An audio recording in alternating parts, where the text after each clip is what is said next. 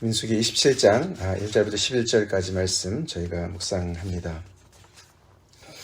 인구조사가 끝나고 또 이제 그 인구조사대로 이제 땅을 분배할 얘기를 명령하시고 이제 레위 지파 이야기를 어저께 마친 다음에 오늘 이제 그 땅을 유산받는 상속받는 일의 구체적인 어떤 사례를 기록을 하는데 그 발단은 이제 슬로브핫의 딸들이 이제 모세를 찾아와서 이야기가 시작되죠. 므낫세 종족에 우리가 그 인구 조사했을 때 거기에 이 딸들의 이름이 나오지 않았습니까? 바로 이 오늘 사건 때문에 미리 이야기를 한 것이죠. 그 딸들이 이 모세를 찾아와서 그 지도자들 앞에 찾아와서 이야기하는 내용이 뭐였습니까? 결국은 이제 그 아버지가 아들 없이 딸들만 이렇게 5만 남기고 이제 죽은 것이죠. 그런 경우에는 이제 이 땅이 어떻게 되는 것이냐. 기업이 그러면은 아들들이 없으니까 그러면 딸들은 시집가고 그렇게 되면은 그 아버지의 이름으로 받은 그 기업이 이제 대가 끊기는 그런 상황이 되기 때문에 이것은 좀 부당하다. 그렇게 이제 그 케이스를 가지고 온 것입니다. 사례를 가지고 왔습니다. 사실은 이제 하나님께서 이제 그 12지파들 이렇게 숫자대로 숫자가 많은 지파는 큰 땅을 또 적은 지파는 적은 땅을 그렇지만 그것은 하나님께서 제비를 뽑아서 그렇게 정해라. 그렇게 이제 큰 그림은 얘기해 주셨습니다만 이제 이런 특별한 경우는 이제 모르는 것이죠. 그렇죠? 그래서 어떤 일반적인 상속법 속에 이런 특별한 케이스를 다루는 특별법을 이제 오늘 이야기하는 것인데 그 과정이 참 흥미롭습니다. 하나님께서 먼저 다 세세하게 말씀해 주신 것이 아니었습니다. 그렇죠? 근데 하나님께서 말씀해 주신 것 중에 해당이 되지 않는 사건 중에 이렇게 이거는 좀 말이 안 된다. 그런 생각을 가지고 있었던 이 슬로브핫의 5 딸들이 함께 와가지고 이야기하는 바람에 그런 경우가 그럴 수도 있겠구나. 그런 경우 참 어떻게 해야 되지? 이런 이제 생각이 들게 되고 그 얘기를 모세가 잘 들었습니다. 그렇죠? 먼저 잘 듣고 또 본인이 그냥 아무런 정말 그런 생각 없이 그냥 이건 이렇게 하면 돼 이렇게 결정한 것이 아니라 하나님께 또 묻습니다. 그렇죠? 이 문제를 가지고 묻습니다. 얼마 전에 우리가 안식일 때 그렇죠? 안식일 때 나무하러 갔던 사람 어떻게 할 것이냐? 그것도 하나님께서 정말 어떻게 하실지를 모세가 묻지 않았습니까? 그런 경우와 같이 이 사건도 묻습니다. 그랬더니 하나님께서 생각보다 굉장히 자세하게 또 말씀을 해주세요. 그렇죠? 그런 경우가 있을 수 있고 그 딸들의 말이 옳다. 그러면서 굉장히 특별법을 마련해 주시면서 맨 끝에 이런 것을 판결의 규례가 되게 해라. 그렇게 말씀하세요. 그래서 이 특별법을 계속해서 시행해라 라고 말씀을 해주셨는데 그 내용이 뭡니까? 예를 들어서 그 기업을 받은 사람이 이제 죽었는데 그 사람에게 아들이 없는 경우는 그 기업이 딸들에게로 가야 될 것이고, 그렇죠? 근데 아들도 없고 딸도 없으면은 어디로 가라 했습니까? 그들의 형제들에게 갈 것이고, 그들의 형제도 없으면은 그의 아버지 대의 형제들에게 가게 하고, 그것도 없으면은 가까운 친족에게 가게 해라. 그렇게 얘기를 하셨어요. 결국 하나님께서는 이 기업을 받은 이 기업이 그 사람에게 가까이 머물도록 조치를 해주시는 거예요. 그렇죠? 그걸 가만히 보면은 그냥 이제 이 이스라엘 백성들이 그 가나안 땅에 들어가서 그냥 한번 이렇게 땅 분배를 받고 끝나는 것이 아니었습니다. 그 다음 세대를 생각하는 거예요. 그렇죠? 그러면서 그 다음 세대 그러면서 그 하나님으로부터 받은 그 기업을 계속 대대로 물리는 상속을 하는 그런 이야기를 하고 있는 거예요. 재밌지 않습니까? 이들은 아직 모압 평지에 있습니다. 그렇죠? 땅을 차지한 것도 아닙니다. 아직도 미래형이에요. 그리고 이 광야 2세대들은 정말 우리가 과연 그 땅을 정말 이렇게 정복하는 그 과업을 수행할 수 있을까? 이제 그런 것도 이제 미지수입니다. 그렇죠? 아직 미지수예요. 그렇지만 이들은 믿음으로 그 미래를 미리 생각하고 계획하지 않습니까? 하나님께서 말씀해 주신 것을 사실로 받아들이고 그 사실을 얼마나 받아들였는지 이렇게 구체적인 사건을 가지고 이 슬로바앗의 딸들이 가서 이런 경우는 어떻게 할 것인가 그런 얘기를 가서 이야기하는 그런 이야기들이 이 모압 평지 여리고 반대편에서 약속의 땅 반대편에서 이야기가 진행되고 있다는 것이죠. 그것을 봤을 때 이 슬로보앗의 이 5딸들이 굉장히 그 당시 정말 남성 위주의 그런 사회였는데도 그렇죠. 굉장히 용감했고 그리고 사리 분별이 굉장히 분명했고 더 나아가서는 믿음의 사람들이었던 것을 알 수가 있어요. 그렇죠? 믿음의 사람들이었습니다.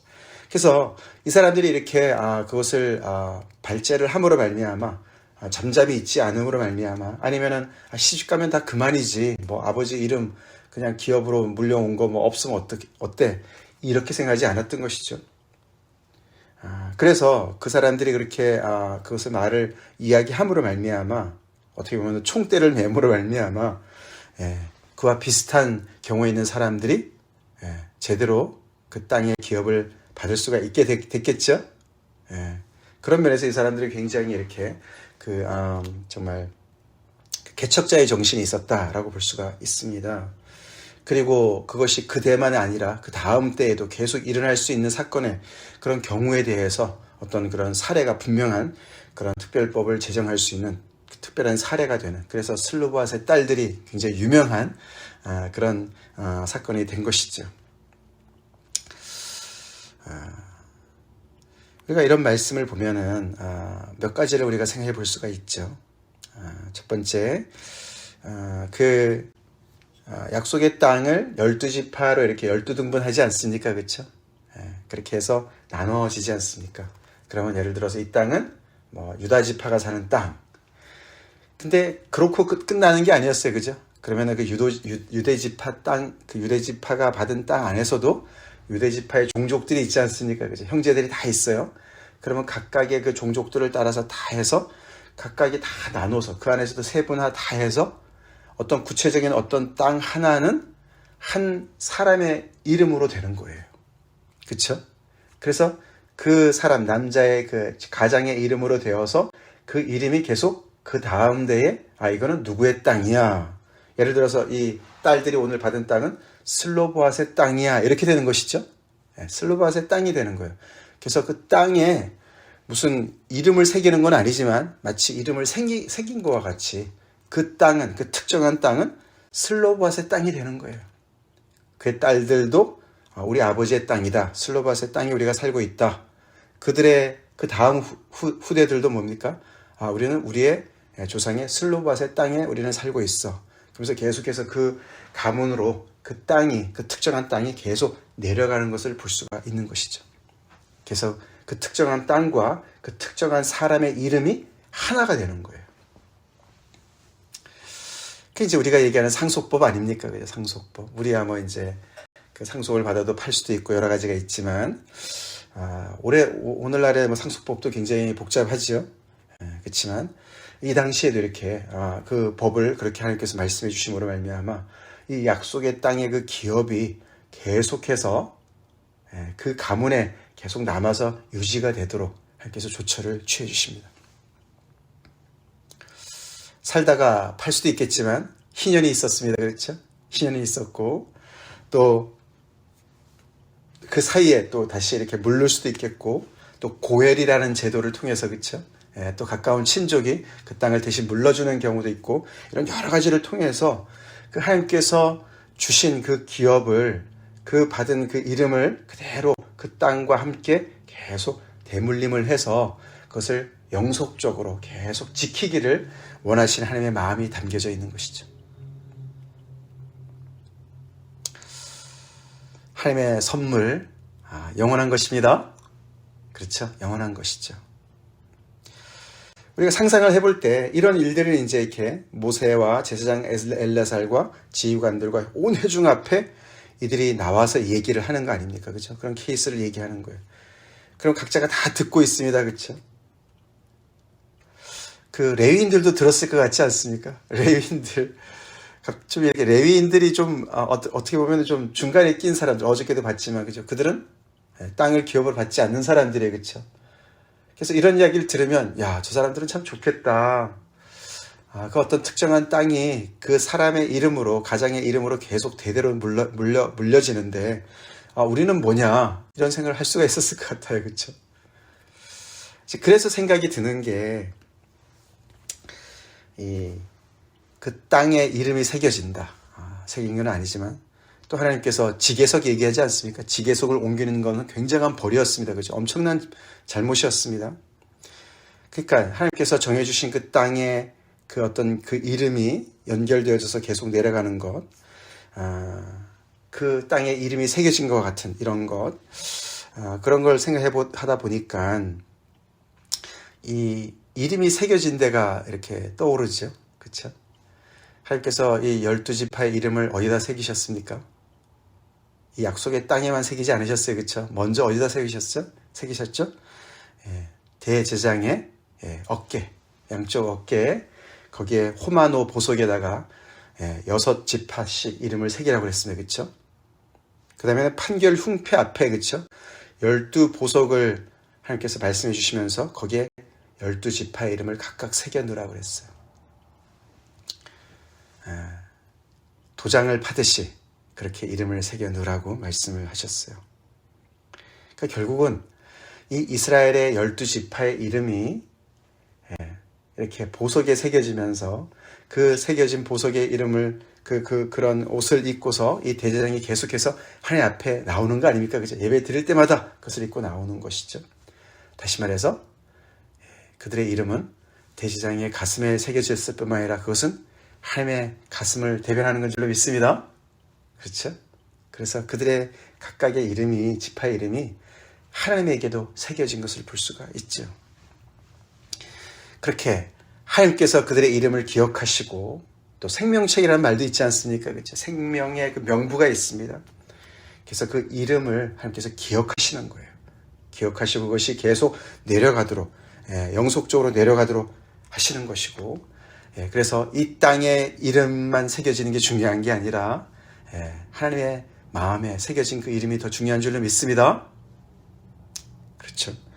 그렇기 때문에 그런 언약적인 관계가 있기 때문에 하나님께서 이 땅에 또 이렇게 그 특정한 땅에 그들에게 이름을 정말 이렇게 연결시켜서 선물로 주시는 줄로 믿습니다. 그러니까 이 하늘과 땅이 또 이렇게 연결되어지는 걸 볼 수가 있습니다. 그들은 그래서 이 하나님의 그런 귀한 그 마음에 새겨진 그런 귀한 이름으로 하나님께서 귀하게 여기는 그런 이름으로 그 땅을 가서 차지하고 또 그 땅을 일구고 가꾸고 그래서 그 땅을 정말 하나님께서 주신 선물로 잘 그것을 정말 활용하면서 하나님께 영광을 돌리는 거기에서 소산을 내서 하나님께 또 제사도 드리고 그렇죠? 소재의 예물도 드리고 11조도 드리고 그러면서 그 땅의 모든 것이 하나님께로 귀속이 되도록 그게 바로 땅을 정복하는 일인 줄로 믿습니다.